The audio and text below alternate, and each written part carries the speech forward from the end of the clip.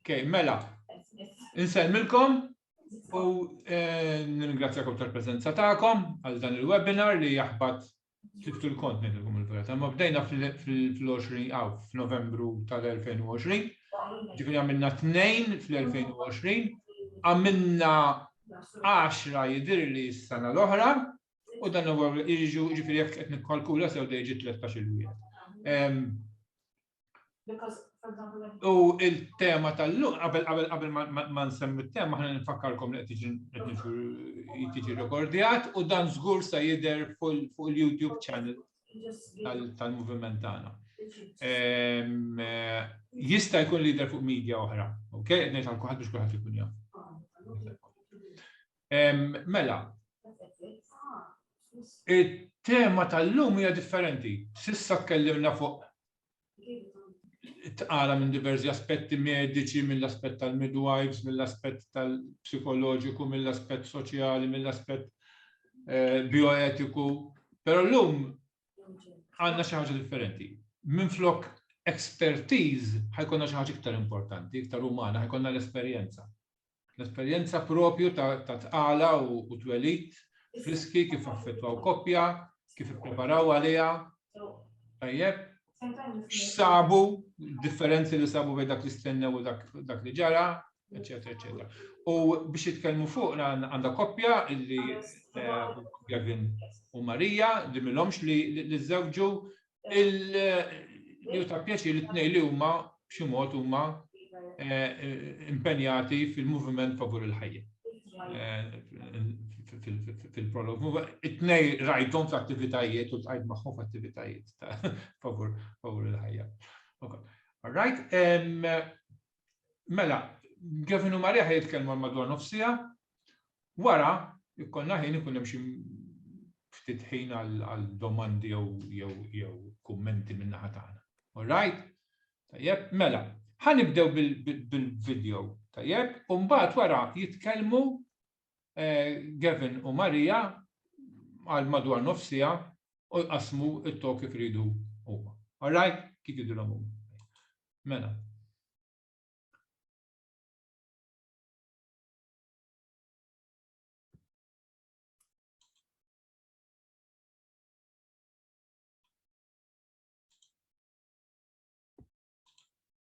In our morning rounds, a groundbreaking look at how pregnancy can change a woman's brain. Researchers performed MRI scans before and after a first pregnancy. They found changes in the size and structure of some areas of the brain. Those areas deal with perceiving the feelings of other people. The changes were still visible 2 years later. Our Dr. Tara Narula is here. Good morning. Good morning, Nora. Okay, this is so fascinating. So what did the study find? Such an amazing study that tells us that pregnancy may be priming us for motherhood. They took 25 first-time moms and they scanned their brains before pregnancy and after pregnancy. They also did this with men, fathers, and non-pregnant women.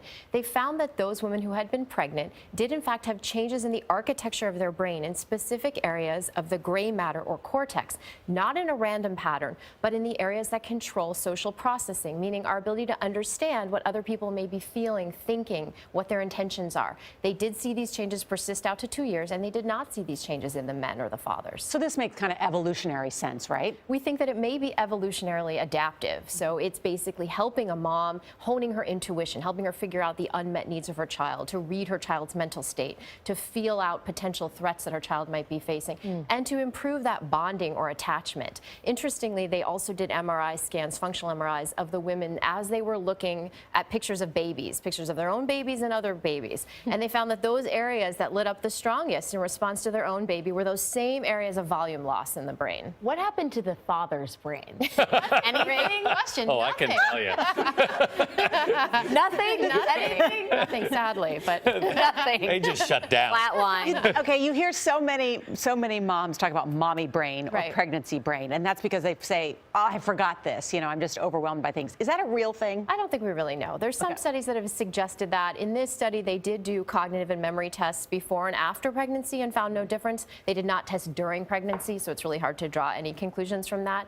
But what the fascinating thing about this is it tells us that the brain is plastic, that there is something called synaptic pruning that's going on. We see this at other times. We see this in early childhood and adolescence. It's how the brain learns. So essentially, it takes all the non-essential wiring or connections and weeds them out and really strengthens those very important critical connections. So they compared this to the adolescent years, and this is what they mean. And the idea is that maybe some of these sex hormones, the estrogen, progesterone, these surges are helping the brain become reshaped in this way. And we don't think this is complicated by stress or sleep deprivation, or do we not know? We don't really know. So the theory is that it's related to hormones, but certainly there are other factors that play in during pregnancy, dietary factors, lack of sleep, stress. And also the scans they did after birth were a couple months after birth. So there is a window of time there that could also have affected the brain and caused some of these changes. But they did not see the changes in the men. What are the long-range implications of this, do you think? So the researchers say that this really opens up the door to further investigation. This is really kind of a first-of-a-kind study. And the thinking is that maybe we can use imaging like this to help predict which women might be at risk for postpartum depression,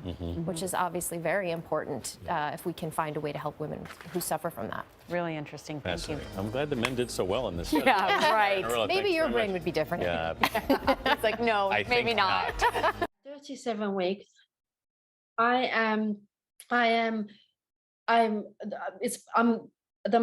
mother for the first time, so I just feel already that I'm going to be a bit late, and I don't feel that 37 weeks is wise to try and start me off. But anyways, we left that appointment and I said to myself, I'm never coming back, because the next appointment he's going to try and start me, and I know that I'm not ready. My intuition said I'm not ready and I'm going to end up in a C-section. So I told Gavin, I don't want to do this. I don't want to keep going. And so we found another gynecologist who was more supportive on our with what we wanted. And I remember one of the first things I told him was, how long would you leave me overdue? Because I just felt towards the end, when people say it gets really hard, I was feeling better than ever. So I just felt like I wasn't going to have the baby when I was due. And the first thing I asked the gynecologist was, how long will you leave me overdue? And he said 15 days. And I would have kissed his feet at that moment if I could. So anyways, lo and behold, the due date comes. I'm feeling better than I did my whole life. So on and so for the first week passes, and everybody, bil-grazzja Tqala, jekk nista' ngħidlek, became a gynecologist. Everybody calling me up, Isma, you're over 30, what are you doing? You're 1 week late. Everybody calling me, to the extent where I had to turn my phone off because it was traumatic. Everybody from priests, God bless them, to the next door neighbor, to you name it, was telling me that I was endangering my baby's life. So l-isptar tawa l-impressjoni ejja ħanħorġu t-tarbija kemm jista' jkun malajr. At 37 weeks starting. Ħajibdew il-proċess biex it-tarbija tif kif they induce labor. U mbagħad isa ħassita nieħdu l-ħin naturali u nixtieq ikolli natural births u mhux naġlu l-affarijiet u nispiċċaw b-C-section u t-tarbija ma tkunx lesta u mbagħad tippanika t-tarbija u ma nafx imma ftit li tallimt, tipo the baby starts to stress and then they have to get the baby out through C-section. U mbagħad in-nies alla volja aħna konna qed nippruvaw nkunu kalmi u nistennew it-tarbija meta lesta biex toħroġ. In-nies ta' madwarna kulħadd qisu issaqsi kif għadek ma wellitx u tista' tipperikola l-ħajja tat-tarbija u tisma' darba 2, 3 darbiet, 20 darba vera tibda tinkwieta għax tibda tgħid jista' jkun illi tarbija tispiċċa tmut għax spiċċajna mhux biex ġimgħa overdue ma ġimgħatejn. So it-tarbija ħarġet fl-aħħar ġimgħatejn overdue. Imma blajnuna ta' nies li fdajna, fosthom Marianne, a good advice and reassurance, għax inti tgħid lil min ħanisma' kollok tiddeċiedi u tgħid isma' jiena responsabbli għal ħajja ta' tarbija u hekk, ġifieri mhix faċli. Imma b'xi mod bqajna daqsxejn sodi, afdajna lil min ħassejna nistgħu nafdaw u li min qed jitkellem l-iktar sens. U grazzja Alla dejjem fl-aħħar kellha natural birth li xtaqet u t-tarbija twildet b'saħħitha. Imma b'dik l-esperjenza tal-istress, isma' jekk inti ħattawwa ħadd spiċċa toqtol it-tarbija tmut u tkun bad tgħix ħajtek bil-regret li ma smajtx minn dik jew mill-oħra, kienet ovvjament esperjenza stressanti ħafna. Għax żewġ tobba, żewġ parir differenti, ġifieri hemm dak naqgħad taħwit ukoll li tista' tesperjenza għax kulħadd forsi mill-lat mediku jkollu l-opinjoni tiegħu. Imma insomma, aħna jisna dorna fuq in-nies li ħassejna li l-iktar jifhmuna, speċjalment biex ikollna dak li hu naturali, mhux dejjem faċli, imma qisu llum il-ġurnata ħafna affarijiet qisu huma saru mhux rutina, ma saru qisu mechanical, isma' 40 weeks. 37 weeks. Bil-forsi trid toħroġ it-tarbija jekk le, ħanġaluha toħroġ basically. U aħna xtaqna isma' l-elmu li għandu l-ħinijiet tiegħu mhix lesta, insomma. And again, it goes back to support. There isn't support in the health system unless you go out and you really find the support. Women are not supported, and we're all about, the rights of the unborn, which I would give my life for. But I don't know if we do enough to support every woman in these situations, be it negative diagnosis, be it late overdue, because be it anything, it's really hard to find support. It's very easy to find like what you must do, and like this doctor told me, at 37 weeks, be prepared, you have to have a sweep. But there is no support, like what do you feel like is the right decision? And me being on my own during the COVID time frame, I was faced to make these decisions on my own, in a sense, because many times they're like, Isma, we have to do it. And as a woman, sometimes you're scared, especially being a first-time mother. I was scared to make decisions or to go against what the doctor says. It was until, thankfully, we had that strong support of Marianne and a few others that I was empowered to make decisions, because I felt like, yes, we've been empowered and I'm confident in my decision. And in other words, am I allowed to say it? Screw you, doctor. I don't care. I'm not listening to you. I've made an informed decision with my husband and you're not going to bully me. But it took a lot of support from I'm sorry, Marianne, but it took a lot of support from you. I don't want to keep mentioning you, but I just can't help admit, if it wasn't for you and a few others, we wouldn't be in the situation that we were in. Tajjeb, hawnhekk inżid li jiena minix medika u fl-ebda ħin ma ħadd deċiżjoni medika jiena.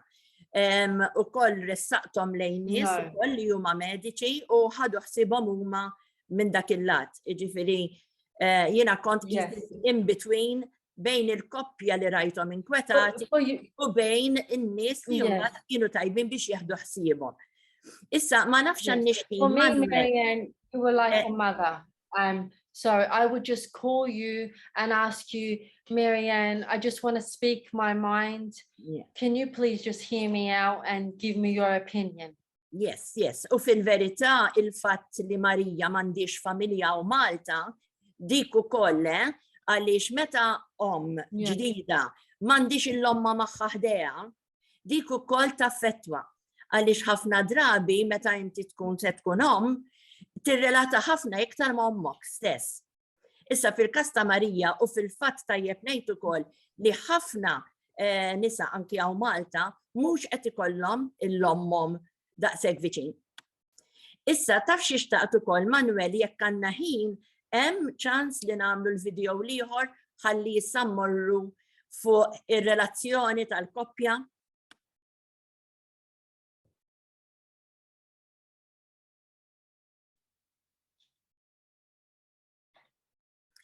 Marija, sakemm nagħmlu l-video, minn ftit ieħor nkunu rridu naraw għall-baby ta' qabel ma tħalluna.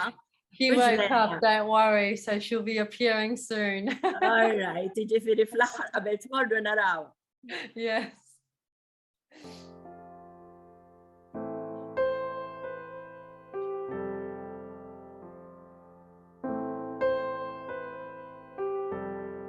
When a couple has their first baby, there's a very significant change in their relationship, as well as adjusting to the baby.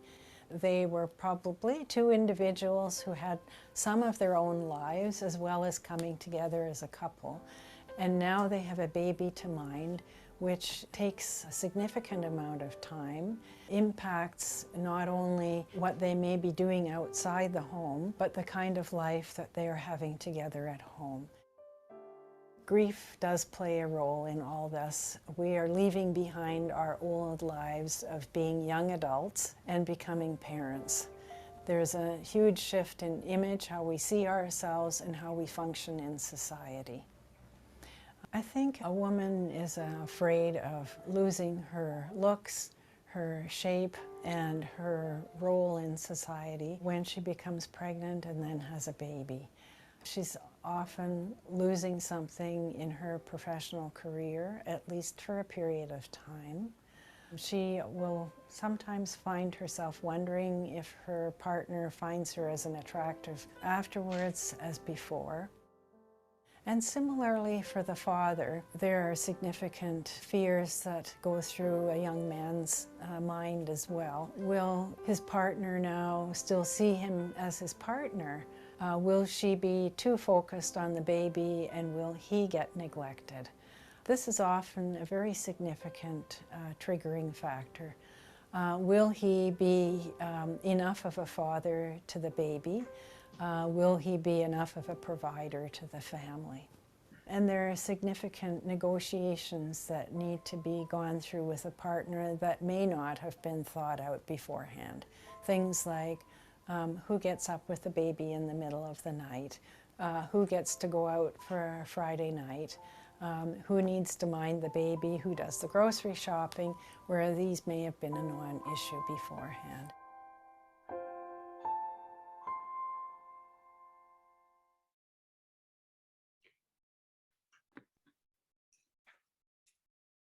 Tajjeb, Marija, ħanerġu mmorru fit-Tqala. Daw il-ħsibijiet li rajna issa, li jinti qed titlef l-image tiegħek, ma tafx, u anki ir-relazzjoni ta' bejnietkom għaddux jara nisabiħa, u ir-raġel min jafux se tinsini u tkun moħħa fil-baby l-ħin kollu. Veru ġew f'moħħkom meta kontu pregnant, u mbagħad issa li vera ġiet il-baby. Kien reali? Edunna. Okay, it cut out the last bit. I don't know if you said something else. The internet's not very good for some reason.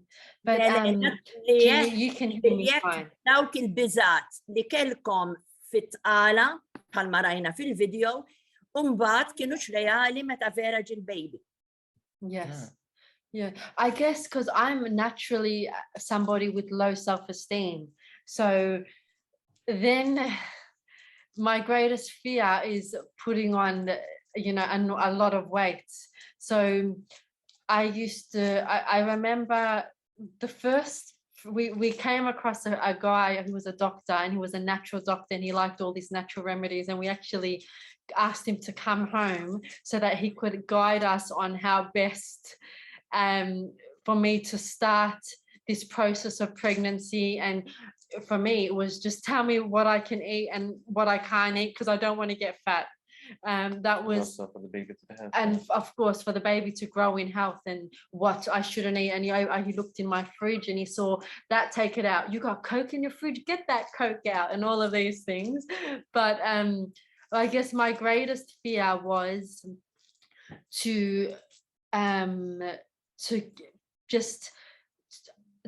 I didn't see the difference between growing in size because of the baby and growing in size because of weight. I guess for me, I assumed that they were both going to happen, and I was very scared of it.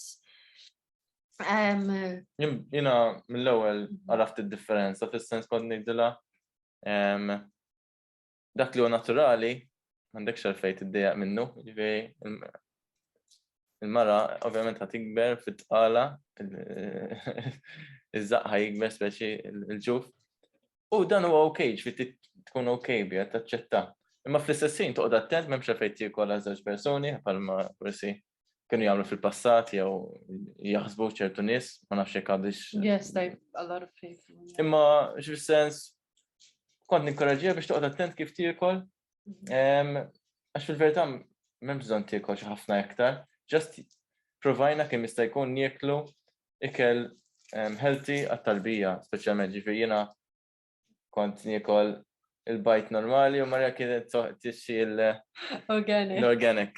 Yes, Għalija ma kienx problema.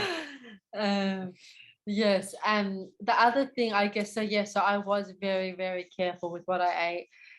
One thing, as I was thinking, because I had watched this video before, and I remember this morning it came to my mind. I used to really, really hate it when because we love our wine, so with nearly every night we'd have a glass of wine, and so automatically the minute you find out you're pregnant, it's like, oh, you can't have wine, you can't have this, you can't have this. And I really didn't like that. I felt like I was a little child again, being told that you're not allowed to have this and you're not allowed to have that. And I would insist, no, you pour my glass and I will decide if I will have it or not. And hey, Gavin, lucky you get to have mine too if I don't want. But I just remember that was one thing where I felt like, I guess, this women power, we don't want to be told what to do, and not in a proud way, but it affected me a lot, my wine. Funny enough, I still can't have wine now because I'm breastfeeding, but that was one thing where I knew I shouldn't have the wine, but I wanted to choose for myself. I wanted to have a taste and then I'd be happy. So yeah, I've got to get baby. Sorry. Mama. Uh-oh. Hello, everybody. Right. Anyway, Gavin, okay. inti il-biżat tiegħek mbagħad kienu reali wara li ġil baby li forsi mhux se jkollha ħafna ħin għalik u forsi se jkollok is-sajjar u se jkollok tmur tixtri. Kif ħadthom dak is-sajjar?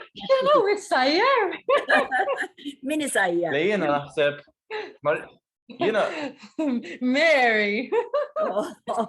Mary il-baby by the way għal min ma jafx.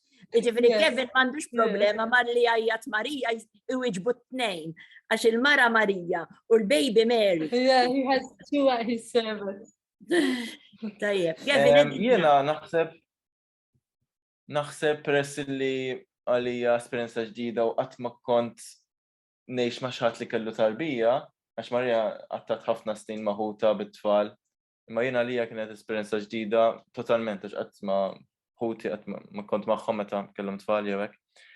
Isni ma kontx qiegħed nistenna xi affarijiet kbar, isni happy go lucky, ħajja nafa kif inhi llum, ma nafx ħajġi ġifieri Marija kienet tgħidli gawdi issa x'issa ħajtek ħadd inbidel u mhux ħajkollok ħin biex tagħmel dawn l-affarijiet li qed tagħmel jew mhux ħajkollok ċans torqod kemm qed torqod issa. Would be in bed at about lunchtime on a Saturday, and I'd say to him nearly every Saturday, Gavin, you enjoy this because it's never gonna happen again. Wara kont ngħidilha u le tifo xi ġifiex qed tgħid.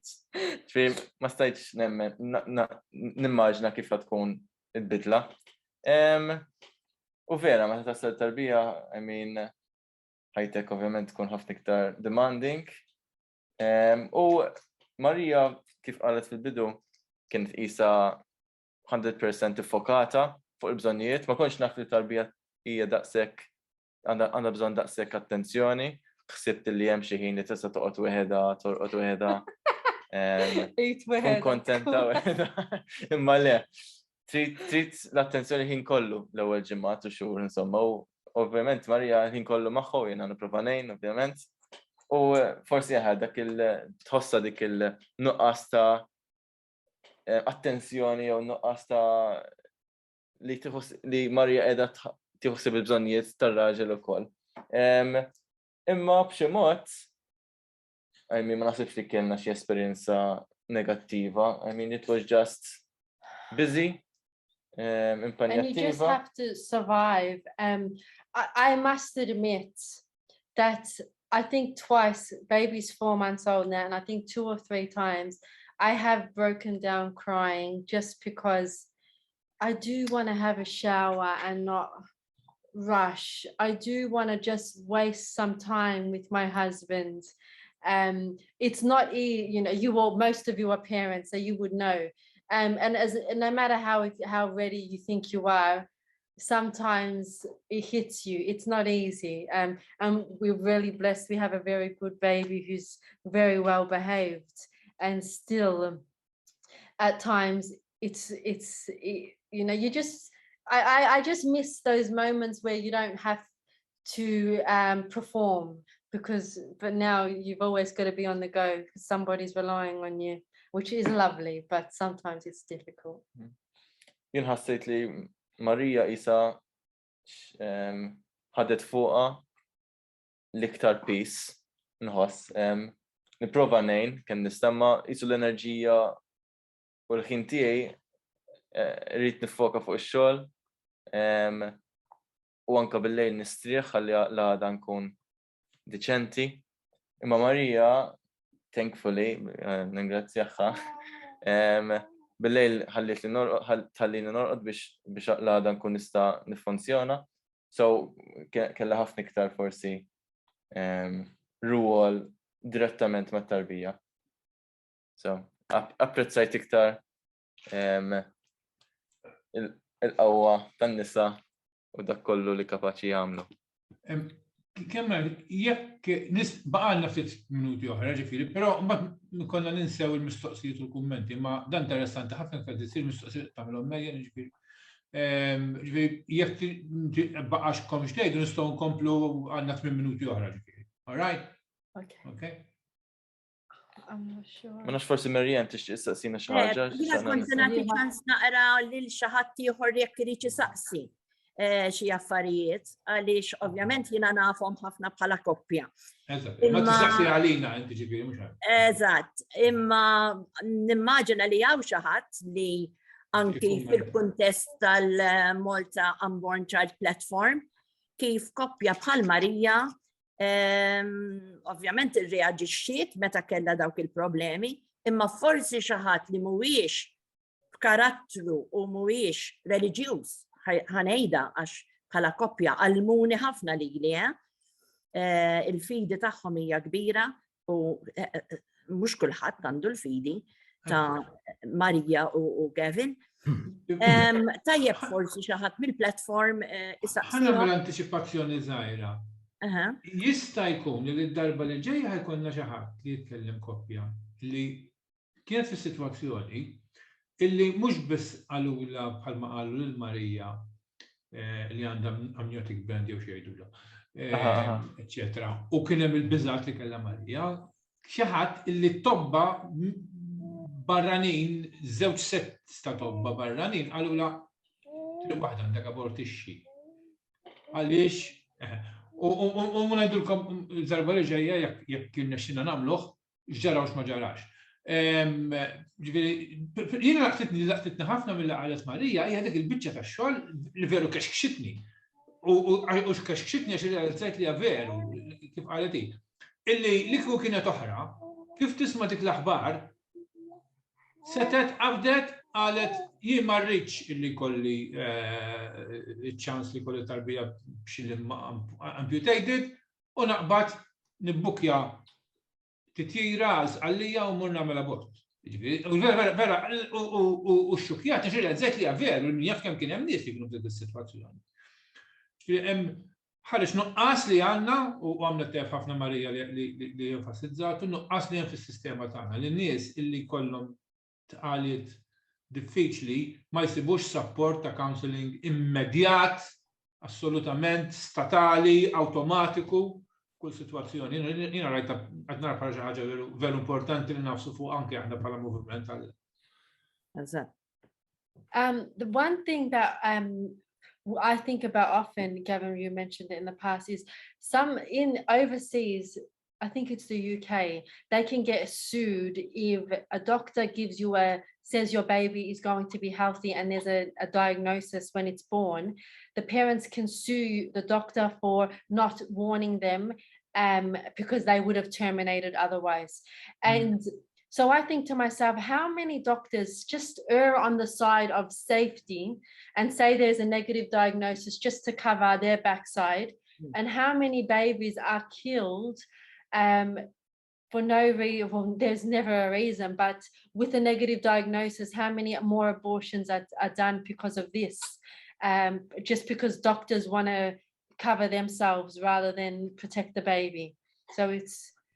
Jista' jkun illi forsi għal Malta ma ħdomx il-qorti, ma nafx m'hemmx hemm dawn l-affarijiet. Għaliex ma tistax inti xi ħadd itellek il-qorti għax ma għamilx abort meta l-abort huwa legali, ġifieri ma tistax issir. Però l-issir barra nafu kien hemm każi li iktar taħt kexkix li kienu l-individwi li twildu b'handicap serju u għamlu kawża lit-tabib għaliex ma abortihomx. Mhux saru blelu, ma saru dawn, mhux xi ħaġa reċenti, niftakar l-ewwel darba li qrajt fuqha di xi 26-27 sena ilu, ġifieri mhux ovvjament l-Amerika kienet Ma ġifieri dawn huma realtajiet illi jekk jidħol l-abort f'Malta joħra li rridu nħabtu wiċċna. Bla dubju. Xi ħaġa wkoll li importanti kif tingħata l-aħbar. Għaliex bħalma nnotajna anki bħal koppja li kellna llum hija kollha l-koppji kollha il-karattru ta' raġel minix qed niddiskriminaw bl-ebda mod, imma huwa blant. Tipo, dan huwa sitwazzjoni ikolli ngħidlek. Eżattament. Imma mara hija ħafna iktar emozjonali. Allora irridu nindirizzaw dik ukoll aħna qed naraw persuna qudiemna, irridu narawha b'mod holistiku. Mhux sempliċiment b'mod mediku li hawn il-problema sa rridu naraw se nagħmlu biha. It's much more than that, speċi għal-mara, speċjalment fit Tqala, meta daqshekk vulnerabbli, daqshekk emozjonali, il-hormones tagħha nafu kif ikunu, le, aħna nafu mhux intom, imma il-verità hi li hemm bżonn li anki ikun hemm midwives, pereżempju, f'sitwazzjonijiet bħal dawn, li ikunu fuq. Min jgħix man-nisa wkoll ikun jafu kienu mal-hormones. Appuntu. Imma anki l-mod kif tingħata l-aħbar tagħmel differenza. U dik hija wkoll ta' min jindirizza. Ma nafx jekk it-tobba u mhix U laqas biss offrew soluzzjonijiet. Skużi, Kevin? Sorry, qed inqata' ħsib li waqaft. U laqqas offrew soluzzjonijiet, ma tgħidx raġel qal isma' tista' tagħmel hekk jew hemm dik l-option. Xejn, ħallewha stampa dis-sitwazzjoni, m'hemmx tagħmel, narak darba oħra. It is literally the words "memx tagħmel" were told to us, and I just remember in that week the amount of doctors that we spoke to, and I remember just thinking of the worst case scenario, having to go abroad to have intervention, and all of these things come to mind. And I think I didn't stop crying for a week. I know that I said to myself, we're no different, you know, it can happen to anybody, and Gavin did. But it was just the amount of trauma that it can cause you just because of the lack of professionalism in the medical sector. Speċjalment għax ħallu bid-dubju, fis-sens tipo ma naħsibx qalu żgur, qalu jidher li hemm. U aħna tibqa' bil-mistoqsija, hemm jew m'hemmx. U l-sistema taqas m'offritx biex tgħinna niskopru l-verità. U mbagħad provajna nibdew insaqsu tobb oħra, isma' tista' tara x'taħseb inti. Oħra kien hemm tobba qalulna jiena mhux kapaċi naraf jekk hemmx problemi jew le. All right.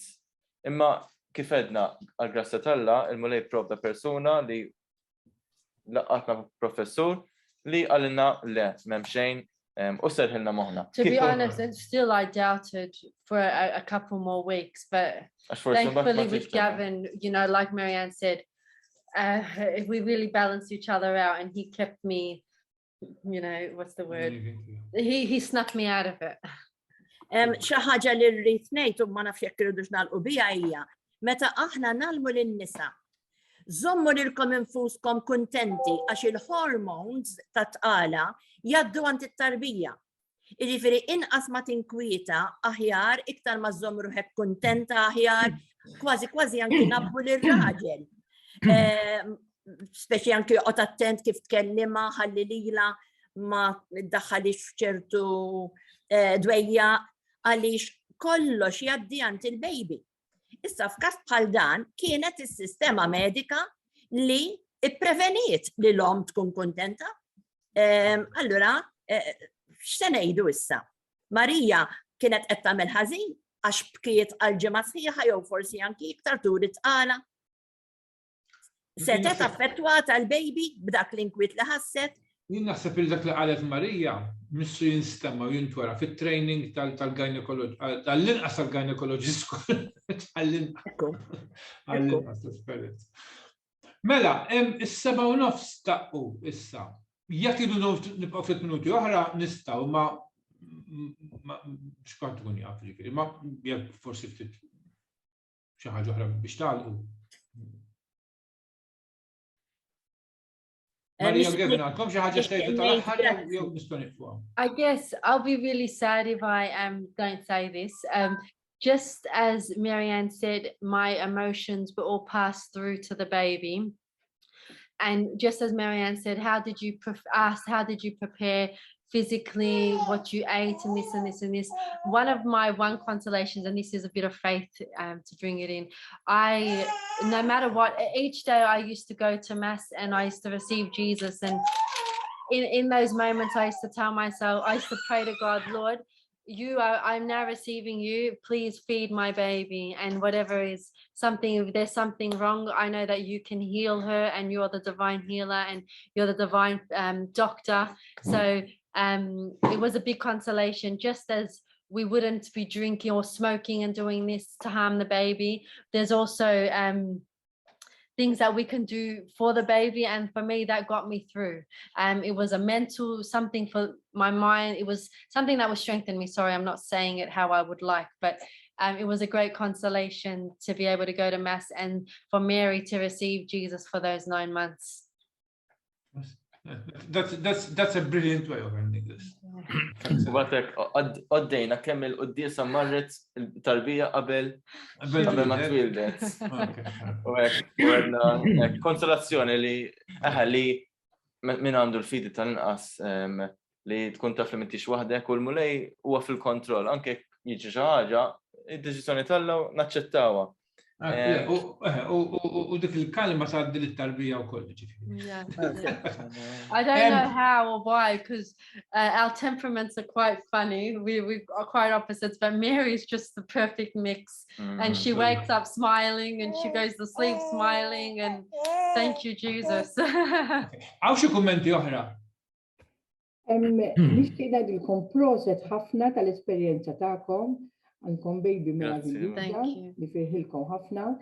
Jiddispjaċini li jiena l-internet hawnhekk marli għal xi ftit tal-ħin u naħseb waqaf jirrikordja wkoll. Jiddispjaċini ma nistax naf x'ġara u ma ġarax, però l-kerser beda jmu lemmu l-ewwel xejn u ntfieli f'ċertu ħin. Il-fatt kelli nerġa' nidħol. Skużani mhux it-tort tiegħi, imma l-internet waqaf għal kollox at one time. Se naraw kif Mr. Tissa qiegħed f'żewġ partijiet li qed nirrekordja, ġifieri suppost għandi naqgħad parti kbira mhux ħażin. Però nifirħilkom u grazzi ħafna tal-li aċċettajtu li tiġu tagħtu dik it-testimonjanza tagħkom. Grazzi ħafna. Grazzi Gavin u Marija, grazzi Marianne, imma l-ikbar grazzi lil baby Mary. All right?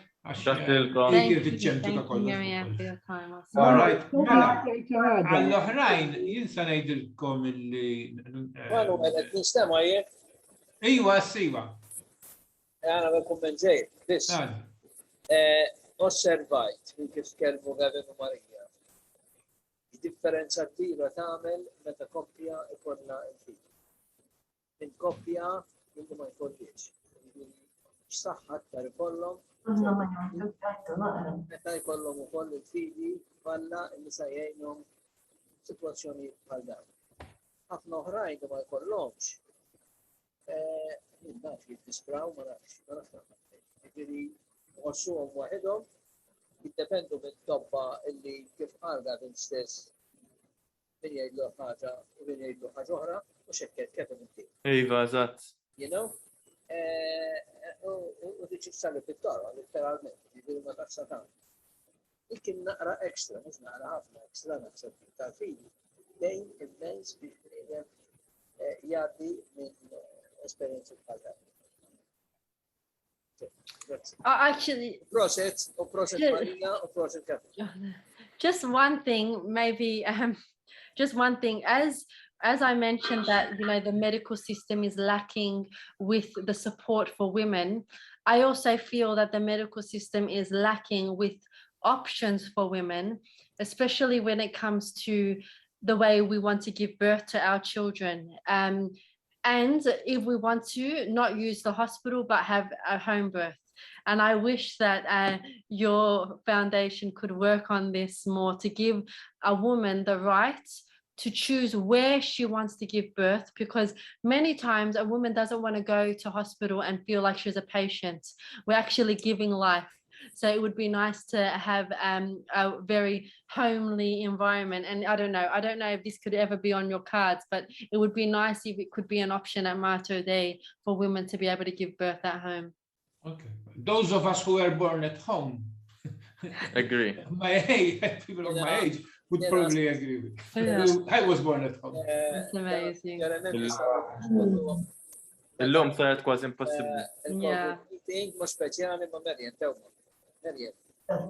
Mela. Okay. Mela, ħalli nieqfu għax kunna nieqfu bis-serjetà. Mela, nirringrazzjakom tal-preżenza tagħkom, speċjalment kif għadt l-ewwel il-Gavin il-Marija lil-Merjem u lil-Mary, u nistidinkom nfakkarkom il-xahar id-dieħel aktar serġa' jkollna ieħor. Naturalment jinnarrafkom bħas-soltu, bl-email bħas-soltu, nispera li tkunu magħna dakinhar ukoll. All right? Grazzi lil kulħadd u lejl tajjeb. Grazie, good night. God bless.